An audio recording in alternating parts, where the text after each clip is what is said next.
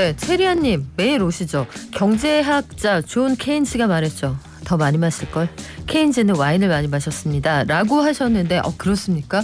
케인즈 하면은 케인즈원 맨날 민물파와 짠물파가 싸웁니다. 저는 그런 얘기나 했는데 역시 세상은 넓고 고수는 많군요. 앞으로도 많이 알려주세요. 오늘 문자 유튜브 앱으로 보내주시는 분들 제가 술을 좀 아는 것 같죠? 그쵸. 저는 국가가 공인한 조주기능사 자격증 보유자입니다. 조주기능사 용접이 아니고요. 바텐더 자격증이 있다는 얘기죠. 제가 그런 사람입니다. 죄송합니다. 자, 그 사이에 손님 오셨는데요. 오늘부터 새로 신설할 코너예요. 특허 발전소 문 열고 특허 얘기를 하는 거는 사상 처음인 것 같기도 하고요. 그 사이에 특허청 대변인실에 고상호 사무관 오셨습니다. 안녕하세요. 네, 안녕하세요.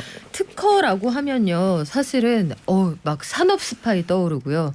드라마에서 막 잡으러 가고 공항에서 갑자기 사복 경찰이 저기 잠깐만요 이런 장면 떠오르게 되거든요. 특허라는 게 그런데 우리 일상에 굉장히 속속들이 영향을 많이 준다고 하셨는데 특허청 구체적으로 어디서부터 어디까지가 특허청의 일입니까? 네. 일단 저희 이름이 특허청이다 보니까 흔히 이제 특허 관련 업무를 주로 할 거다라고 이제 많이 생각하실 텐데요. 아니에요? 네, 저희 특허뿐만 아니라 이제 네. 상표권, 디자인권 이런 이제 권리들에 대해서 그런 권리들을 등록시켜드리기 위한 그런 심사 업무가 이제 주된 업무, 저희가 제일 가장 많이 하고 있는 업무고요.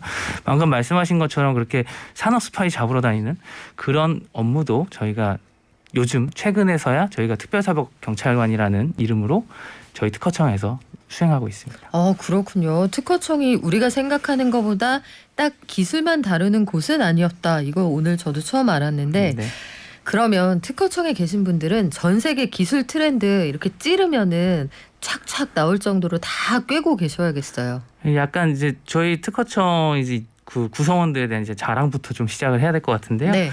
특허청은 지금 1,800명 정도의 직원이 근무를 하고 계시고 그중에 아까 말씀드렸던 것처럼 특허 상표 디자인에 대한 심사관만 1,200명이 심사를 하고 있습니다. 심사관이 1,200분이에요. 네. 그래서 이런 심사를 하시는 분 중에 이제 박사학위 소지하신 분들이 40% 정도 되고 변리사, 기술사 이런 자격증을 보유하신 분들이 한 20% 정도 되고요. 특히나 이제 산업계 근무 경력이 있으신 분들이 한 30% 정도 계셔서 산업 현장에 대해서 잘 알고 계시고 이제 전문성을 가진 분들이 심사에 열중하고 계시고 그만큼 저희가 산업 트렌드를 계속 잘 파악하고 있고 빠른 대처도 가능한 상황입니다. 그래요. 지금까지 특허청에서 특허청 자랑을 많이 해주셨는데 그러면 제가 좀 더 어려운 질문을 드릴게요. 세계적으로 매년 300만 개의 특허가 쏟아져 나온다고 하거든요. 네. 전 세계 기술 트렌드 우리 특허청은 다 알고 계십니까? 네, 잘 알고 있죠. 그러니까 저희가 그 세계 각국 특허청하고 그 서로 데이터를 공유합니다. 그래서 그 전 세계 특허 데이터를 바탕으로 저희가 심사를 하고 있기 때문에 저희가 그만큼 트렌드를 잘 파악하고 있고 이런 특허 데이터 안에는 이제 핵심 기술들 그리고 기업의 판도 그리고 인력들 이런 분들이 이제 정보가 고스란히 담겨 있기 때문에 저희가 이걸 분석해서 세계 기술 지도까지 그릴 수 있다고 저희는 말할 수 있습니다. 세계 기술 지도라는 게 있어요? 네, 그러니까 기술 지도라고 하면은 이렇게 좀 감이 잘 안 잡히실 수 있는데요. 구체적으로 조금 설명을 드리면 이제 각 나라가 기술 보유가 어떻게 되고 있는지, 기술 보유 현황, 그리고 어느 부분에서 경쟁력이 있고 어떤 부분이 취약한지 이런 강점과 약점들을 좀 파악할 수 있다라는 의미에서 이제 기술 지도라고 저희가 표현을 하고 있습니다. 그래서 예를 들면 요즘 이제 미중 기술 패권 경쟁 이런 것들이 치열한데 미국과 중국의 핵심 기술의 보유 현황 그런 걸 이제 특허로부터 볼 수 있고 미국이 이제 중국의 어느 곳이 약해서 산업적으로 공격을 할 것인가. 네. 그리고 우리나라도 이제 이런 경우가 생길 수 있는데 다른 나라를 상대로 했을 때 공격받을 포인트 그리고 공격할 수 있는 포인트가 어느 부분들이 있는지 좀 사전에 알아볼 수 예측할 수 있지 않을까. 그런 것들을 이제 저희 특허청에서 할 수 있습니다.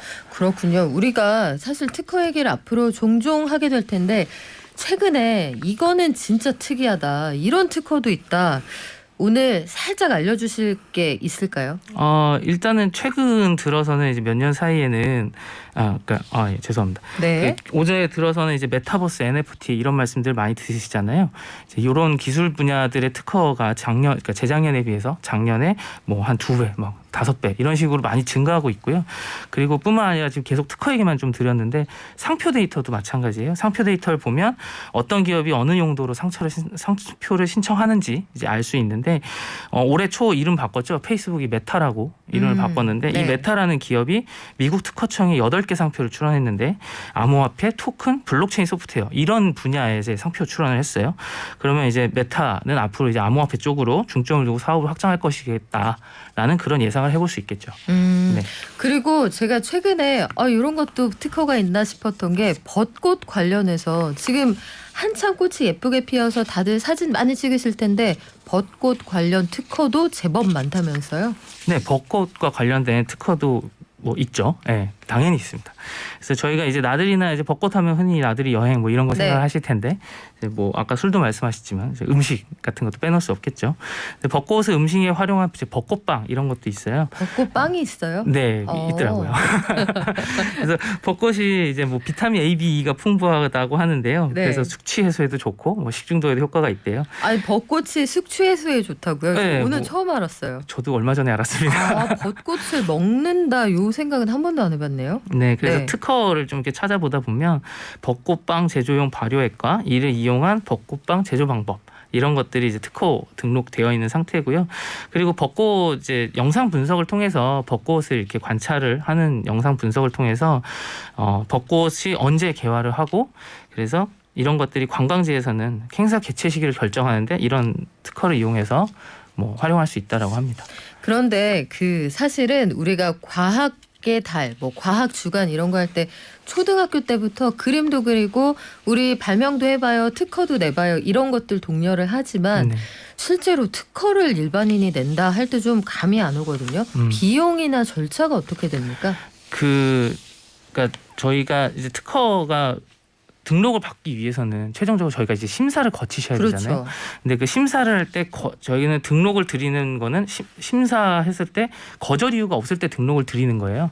그러면은 본인이 발명을 하셨어요. 뭐 하셨는데 이게 거절이 될지 안 될지라는 걸 미리 예상을 해보셔야 되잖아요. 네. 그러려면 그런 거절 이유에 대해서 조금 아셔야 될 필요가 있는데 뭐 가장 핵심적인 거절 이유는 이전에 일단 없어야 되고요. 그러니까 완전히 똑같은 새로워야 되는 거죠. 특허가 네. 없어야 되죠. 그렇죠. 그래서 그런 거 저희는 신규성이라고 하는데 그런 신규성이 필요하고 기존에 있는 기술이나 뭐 상품보다 더 발전되어야 됩니다. 그래서 진보성이라고 얘기하는 저희 요구가 있고 그 다음에 이제 뭐 사회 통념상 안 되는 것들, 뭐 마약, 뭐 흡입기구라든가 뭐 이런 것들은 당연히 안 되고요. 네. 그래서 그런 것들을 그 앞에 선행 기술 그런 그 저희는 이제 선행 기술이라고 하는데 그런 것들이 있는지 없는지 그 저희 특허청에서 제공하는 키프리스라는 사이트가 있어요. 거기서 한번 검색을 해 보시고 그리고 나서 내가 이거를 그러니까 예전에 없는 것 같다라고 하시면 그 저희 특허로라는 사이트가 있습니다. 네. 전자출원 사이트가 있는데요. 글로 들어오셔서 그 특허 신청을 위한 이제 요건들 확인하시고 그래도 잘 모르시겠다라고 하면은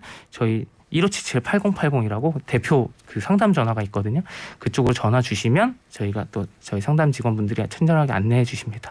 귀찮아하시는 거 아니죠? 전화해서 그럼요. 물어봐도 되는 거죠? 저희가 17년인가 하여간 10몇 년 연속으로 저희가 우수 콜센터 선정돼 있는 우리 이 특허청에서 오늘 자랑을 정말 많이 해주셨는데 말씀하신 것처럼 그 특허 우리가 궁금해했던 분들이 생각보다 우리가 이런 절차를 통해서 할 수 있구나 가깝구나 생각하실 것 같은데 특허 출원료가 뭐 100만 원, 200만 원 이렇게 되면은 못하는 거 아니에요? 아니 출원료 자체는 저희는 상당히 저렴하게 전 세계 다른 특허청에 비해서 상당히 저렴하게 운영이 되고 있고요.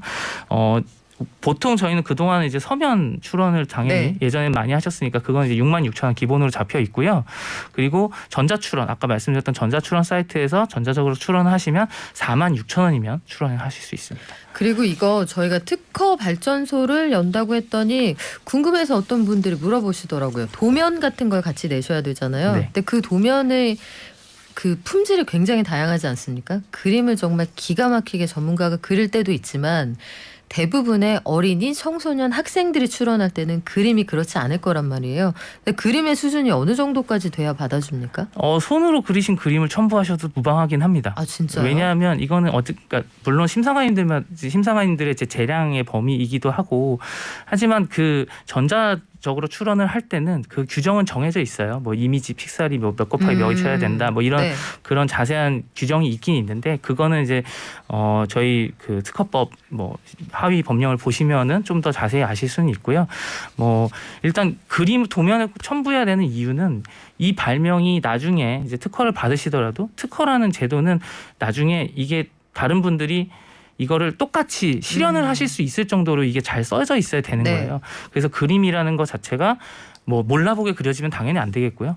나중에 이 발명을 다시 재현하려고 했을 때 그 도면을 보고 참고해서 재현을 할 수 있을 정도가 그려져 있으면 충분하다라고 말씀드릴 수 있을 것 같습니다. 논문하고 비슷하네요. 논문도 쓰고 나면은 똑같은 연구 방법론을 통해서 검증했을 때 같은 결과가 나와야 학위로서 인정을 받을 수 있거든요. 그런 과정이라고 네. 이해하면 될 것 네, 같습니다. 맞습니다. 오늘 여기까지 말씀드릴게요. 지금까지 특허청 대변인실의 고상호 사무관과 함께했습니다. 고맙습니다. 네, 감사합니다.